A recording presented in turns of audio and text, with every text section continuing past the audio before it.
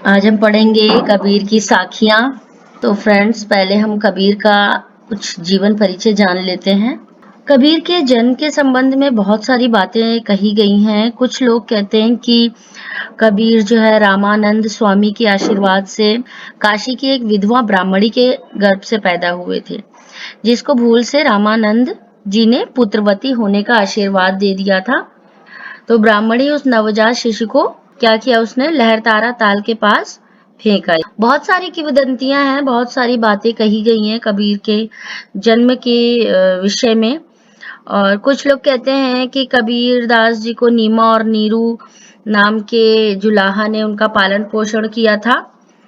कहा जाता है कि नीरू जुलाहे को यह बच्चा लहरतारा ताल पर पड़ा मिला, जिसको वो अपने घर ले आया और उसका पालन पोषण किया। बाद में यही बालक कबीर कहलाया। तो बहुत सारी बातें कही गई हैं कबीर के जन्म के विषय में, और इनका कोई निश्चित जन्म नहीं पता है। और जन्म इनका 1398 में काशी में हुआ माना जाता है लोगों के अनुसार।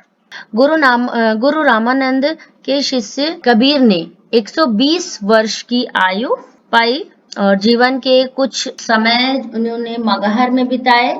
उत्तर प्रदेश में एक स्थान है मगहर, वहां पर बिताए और वहीं वो चिर निद्रा में लीन हो गए। देखिए, साखी शब्द, पहले जो चीज हम पढ़ रहे हैं उसका हमें मतलब पता होना चाहिए। साखी शब्द होता क्या है? देखिए, साखी शब्द का मतलब होता है साक्षी। साक्षी शब्द से साखी उत्पन्न हुआ है। साक्षी शब्द जो है वो तत्सम शब्द है और उसका तद्भव रूप, उसका बदला हुआ रूप जो है वो, इसका अर्थ क्या होता है? प्रत्यक्ष ज्ञान, अर्थात जो ज्ञान सबको स्पष्ट रूप से दिखाई दे। यह ज्ञान जो है गुरु द्वारा शिष्य को प्रदान किया जाता है। तो कबीर दास जी जो थे वो एक संत थे, साधु थे, सन्यासी थे। तो वो जगह जगह घूम घूम करके प्रत्यक्ष ज्ञान प्राप्त करते थे। इसलिए उनके द्वारा रचित साखियों में अवधी, राजस्थानी, भोजपुरी और पंजाबी बहुत सारी भाषाओं का प्रभाव स्पष्ट रूप से दिखाई देता है। और इनकी भाषा को पंचमेड़ खिचड़ी भी कहा जाता है, क्योंकि इसमें बहुत सारी भाषाएं जो है मिली हुई है। एक जगह तो रुकते नहीं थे वो, जगह जगह टहल टहल करके जो उनको ज्ञान दिखाई देता था उनको वो अपने में आत्मसात करते थे। इसीलिए इनकी भाषा को पंचमेल खिचड़ी अर्थात अनेक भाषाओं का मिश्रण कहा जाता है।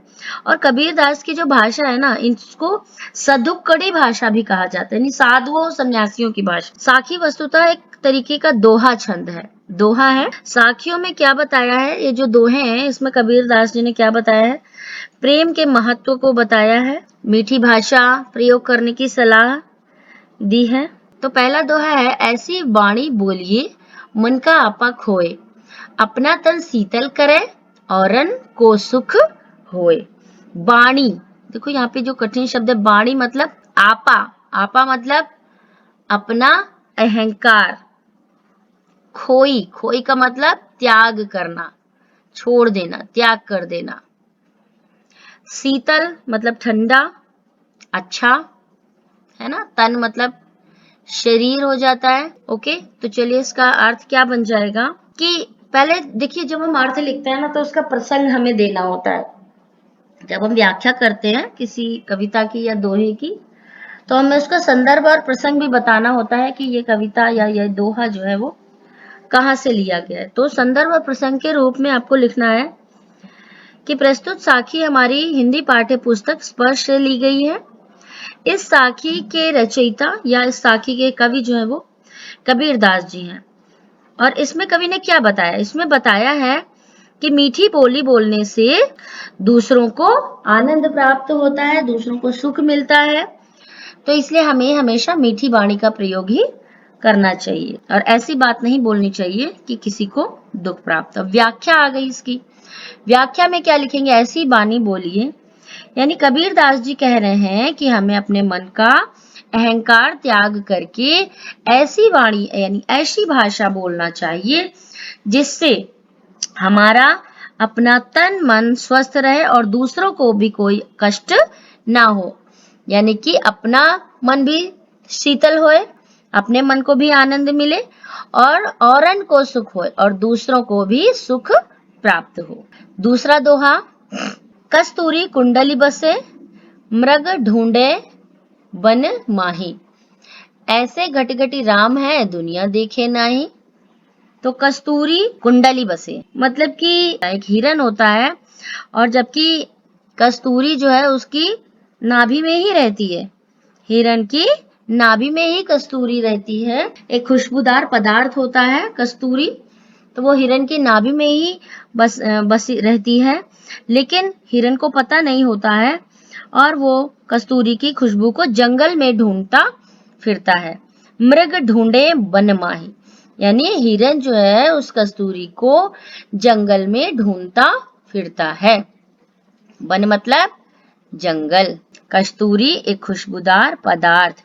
कुंडली मतलब नाभि। ओके, तो कस्तूरी कहाँ बसती है? हिरन की नाभि में, लेकिन हिरन को पता नहीं होता है और वह तलाशता रहता है कि ये इतनी सुंदर खुशबू जो है वो कहाँ से आ रही है। ऐसे घटी घटी राम है दुनिया देखे नाही। उसी प्रकार संसार के कण कण में ईश्वर विद्यमान होता है और मनुष्य को इस बात का पता नहीं होता है और वह ईश्वर को कहाँ ढूंढता है? मंदिरों में और तीर्थों में ढूंढता फिरता है। मंदिरों में जाता है उनकी पूजा करने, है ना। तो इसका मतलब क्या हुआ? कबीर दास जी कहते हैं कि अगर ईश्वर को ढूंढना है तो आपको मंदिर नहीं जाना है, बल्कि अपने मन में ही आप ध्यान कीजिए और आपको ईश्वर प्राप्त हो जाएंगे। अब देखिए तीसरा दोहा क्या है कि जब मैं था तब हरि नहीं, अब हरि है मैं नहीं। सब अंधियारा मिट गया जब दीपक देखा माही। जब मैं था, यहाँ पर मैं को अहंकार बताया गया है कि मैं मतलब अहंकार, हरि ईश्वर, अंधियारा अंधकार, और कोई इसमें कठिन शब्द है नहीं। देखा मतलब देखना, माही मतलब मैं। कबीर दास जी कहते हैं कि जब इस हृदय में मैं अर्थात अंधकार था, जब मेरे हृदय में अंधकार था तब इसमें ईश्वर नहीं था। जब मैं था तब हरि नहीं, यानी कि जब हमारे मन में अहंकार था तब हमारे मन में ईश्वर नहीं थे। अब हरि है मैं नहीं, इसमें हरि है, अब हमारे मन में ईश्वर का वास है, तो इसमें अंधकार वो निशान नहीं, यानी अंधकार मिट गया, अहंकार मिट गया। ईश्वर के आने से हमारे मन का जो भी अहंकार है वो मिट गया। सब अंधियारा मिट गया जब दीपक देखा माही। जब मुझे परमेश्वर नामक दीपक के दर्शन हुए, ईश्वर के दर्शन हुए, तो अज्ञान रूपी अहंकार का विनाश हो गया। यानी कि जब मैंने ईश्वर को देखा तो सारा अंधियारा, जो सारा मेरे मन में अहंकार भरा था, वो सारा मिट गया। तो यहाँ पर दीपक को किसको बताया गया है? ईश्वर को।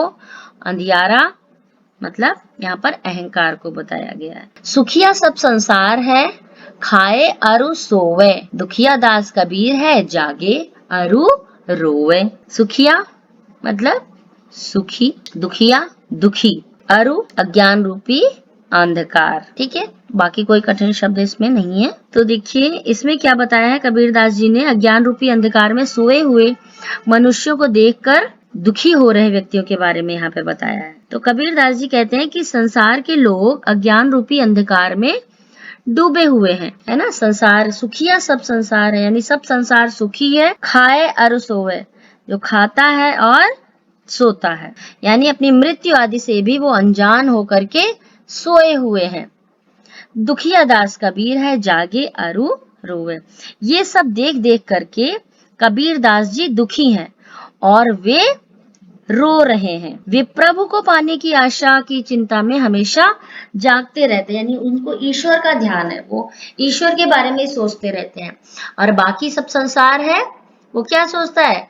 खाता पीता है, मस्त रहता है और सोता है। दास जी इन सब के बारे में सोच सोच करके दुखी हो रहे हैं। बिरहा भुवंगम तन बसे मंत्र न लागे, कोई राम वियोगी न जीवे, जीवे तो बौरा हुई। बिरह मतलब बिछड़ना, बिरह मतलब बिछड़ना, भुवंगम मतलब सर्प, सांप, बौरा जाना मतलब पागल हो जाना। तो कबीर दास जी इसमें क्या बता रहे हैं कि ईश्वर के वियोग में मनुष्य जो है वो जीवित नहीं रह सकता, अगर रह भी जाता है तो वह पागल हो जाता है। यही इस दोहे में कबीर जी ने बताया है। क्या कहते हैं कि जब मनुष्य के मन में अपनों से बिछड़ने का गम सांप बनकर लौटने लगता, सर्प बनकर के लौटने लगा। बिरह भुवंगम तन बसे, यानी तन में जब शरीर में अपनों से बिछड़ने का गम जो है वो सर्प बन करके परेशान करता है, सर्प बन करके लौटने लग जाता है, तो उस पर मंत्र न लागे कोई, तो उस पर कोई भी मंत्र जो है वो असर नहीं करता है और ना ही कोई दवा असर करती है। राम वियोगी ना जीवे जीव तो बौरा। उसी तरीके से राम अर्थात ईश्वर के वियोग में कोई भी मनुष्य जीवित नहीं रह सकता है। राम वियोगी ना जीवे, यानी राम के वियोग में कोई भी जीवित नहीं रह सकता है। अगर वो जीवित रह भी जाता है तो वो पागल हो जाता है। अगला दोहा, निंदक नेड़ा राखिए आंगन कुटी बंधाए, बिन साबन पानी बिना निर्मल करे सुभाई। निंदक यानी निंदा करने वाले व्यक्ति को, बुराई करने वाले व्यक्ति, नेड़ा मतलब नियरे, पास में रखना चाहिए, निकट रखना चाहिए। आंगड़ी, आंगन, देखिए यहाँ पर ये राजस्थानी बोली का प्रभाव देखने को मिल रहा है। आंगड़ी, आंगन में, है ना। साबन, साबुन, है ना। निर्मल, निर्मल करना। तो देखिए अर्थ क्या हो जाएगा इसका, कि निंदक व्यक्ति को, जो हमारी बुराई करता है, ऐसे व्यक्ति को हमेशा कबीरदास जी ने अपने पास में रखने की सलाह दी है। और कबीरदास जी कहते हैं कि निंदा करने वाले व्यक्तियों को हमेशा अपने पास रखना चाहिए, ताकि वो आपकी कमियां बताएं और आप उसमें परिवर्तन कर सके, अपनी कमियों को दूर कर सके। यानी जो निंदक व्यक्ति होता है उसके लिए आपको साबुन और पानी की भी जरूरत नहीं पड़ती, साबुन और पानी की भी आवश्यकता नहीं पड़ती है। अर्थात वो बिना साबुन और पानी के आपके मन को जो है, आपके शरीर को निर्मल कर देता है। क्योंकि निंदक व्यक्ति आपकी बुराई करेगा, आपकी गलतियों को बताएगा, और जब आपको आपकी गलतियां पता चलेंगी तो आप अपनी गलतियों में सुधार कर सकते। पोथी पढ़ पढ़ जग मुआ, पंडित भया न कोई, एक अशीर पीव का पढ़े सुपंडित होई। पोथी पढ़ पढ़ यानी जो है पुस्तकें पढ़ पढ़ के, पोथी पढ़ पढ़ के, बड़े बड़े ग्रंथ पढ़ पढ़ के जग मुआ, इतना लोगों ने बड़ी बड़ी पुस्तकें पढ़ी, संसार में मोटी मोटी किताबें पढ़ने से, पढ़ पढ़ करके बहुत सारे मनुष्य जो है वो मर गए। मुआ मतलब मर गए, है ना। पंडित भया न कोई, लेकिन फिर भी कोई ज्ञानी नहीं बन सका, है ना। एक ही अक्षर पीव मतलब प्रिय का, अशीर मतलब अक्षर, एक ही अक्षर प्रेम का जिसने पढ़ लिया तो वह पंडित बन जाता है। पढ़े सो पंडित हुए, यानी प्रेम रूपी अक्षर अगर किसी ने पढ़ लिया तो ही वो वास्तविक ज्ञानी बन जाता है। यानी कि संसार में प्रेम की महत्ता इन्होंने बताई है कि सभी से मिलजुल करके प्रेम पूर्वक रहना चाहिए। अगर प्रेम का पाठ किसी ने नहीं पढ़ा तो उसकी सारी पढ़ाई लिखाई जो है वो व्यर्थ चली जाती है। हम घर जालिया आपड़ा, हम घर जालिया लिया मुराड़ा हाथी, अब घर जालो दास का, जे चले हमारे साथी। जालिया, जालिया मतलब जलाया, आपड़ा अपना, मुराड़ा यानी जलती हुई लकड़ी, मुराड़ा मतलब जलती हुई लकड़ी, या ज्ञान से भी इसका तात्पर्य लगाया गया है। जालो, जालो मतलब जलाऊं, टास का यानी उसका। तो कबीरदास जी ने इस दोहे में क्या बताया है, मोह माया रूपी घर को जलाकर, अर्थात मोह माया को त्याग कर ही ज्ञान को प्राप्त किया जा सकता है। तो कबीरदास जी कहते हैं कि उन्होंने अपने हाथों से अपना घर जला दिया है। हम घर जाले अपना, यानी हमने जो है अपना घर, अपने घर को जला दिया है। लिया मुराड़ा हाथी, यानी जलती हुई लकड़ी को लेकर के और अपने हाथों से अपना घर जला दिया है। अब उनके हाथों में क्या है, जलती हुई, लिया मुराड़ा हाथी, अब हमारे हाथों में जलती हुई लकड़ी अर्थात ज्ञान की लकड़ी मेरे पास आ गई है। घर को जला दिया है और हमारे पास क्या है, जलती हुई मशाल है, यानी कि अब मेरे पास ज्ञान है। अब घर जालो तास का, जे चले हमारे साथ, यानी कि अब वे उसका घर जलाएंगे जो उनके साथ चलना चाहता है। अर्थात जो भी ज्ञान को प्राप्त करना चाहता है, कबीरदास जी कह रहे हैं कि अब हम उन सभी का घर जला देंगे ताकि उसको वास्तविक ज्ञान जो है वो प्राप्त हो सके। घर जलाने का मतलब कि मोह माया को त्याग देंगे। मोह माया से जो भी उनके साथ चलना चाहता है उसको भी मोह माया से मुक्त होना पड़ेगा। आप घर जालो तास का, जे चले हमारे साथ, जो भी हमारे साथ चलना चाहता है उसको भी अपना घर जलाना पड़ेगा, अर्थात उसको भी मोह माया का त्याग करना पड़ेगा। आशा है आपको ये दोहे, इनकी व्याख्या पसंद आई होगी। कमेंट बॉक्स में लिखिएगा अवश्य। मिलते हैं अगले वीडियो के साथ।